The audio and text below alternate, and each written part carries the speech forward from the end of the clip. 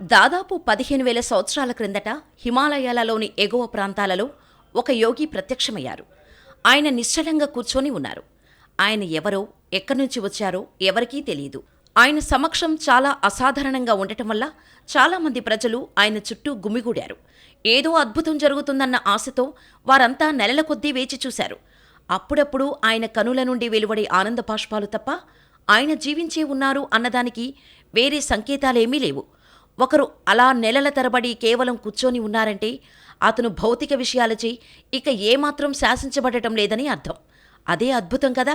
కాని అది వారు గ్రహించలేకపోయారు. అందువల్ల ఒక 7 తప్ప అందరూ వెళ్ళిపోయారు. వారు ఆయనను మీకు తెలిసింది ఏమిటో మాకు తెలుసుకోవాలని ఉంది అంటూ అభ్యర్థించారు. ఆయన వాళ్లను పట్టించుకోలేదు. కాని వాళ్ళు అక్కడే ఉండిపోయారు. వారి పట్టుదలను చూసిన ఆయన వారికి ఒక చిన్న ప్రక్రియను బోధించారు. ఆ తర్వాత మళ్లీ కళ్ళు మూసుకొని నిశ్చలంగా కూర్చొండిపోయారు. ఆ 7 దానిని ఎంతో అభ్యాసం చేశారు.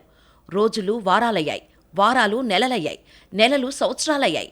84 ఏళ్ల సాధన తర్వాత ఆదియోగి మళ్లీ వారిని చూడటం జరిగింది. వారు తేజోవంతులుగా తన దగ్గర ఉన్నదాన్ని స్వీకరించటానికి సిద్ధంగా ఉండటాన్ని ఆయన గమనించారు. ఇక ఆయన వారిని పట్టించుకోకుండా ఉండలేకపోయారు.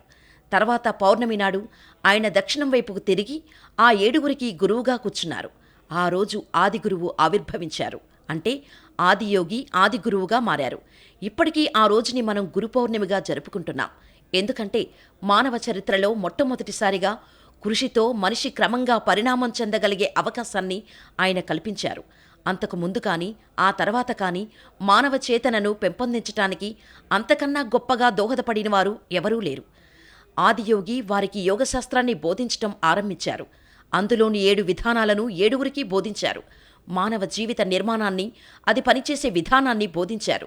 మానవుడు ముక్తి పొందటానికి 112 మార్గాలను స్పష్టమైన పద్ధతులతో అందచేశారు. ఆ సప్తఋషులను మధ్య ఏషియా, దక్షిణ అమెరికా, ఉత్తరాఫ్రికా, ఆగ్నేయ ఏషియా, హిమాలయ దక్షిణ ప్రాంతాలకు పంపారు. ఒకరు ఆయనతో ఉండిపోయారు. ఆఖరివారు దక్షిణ భారతానికి వచ్చారు. ఆయనే అగస్త్య మునివర్యులు. ఆయన దక్కను పీఠభూమికి దక్షిణంగా ఉండే ప్రతి జనావాసానికి ఆధ్యాత్మిక ప్రక్రియను ఒక బోధన, తత్వం, మతంలా కాకుండా ఒక జీవన విధానంలా అందించారు. ఈ రోజుకు కూడా మన సంస్కృతిలో ఆయన చేసిన కృషి కనిపిస్తుంది.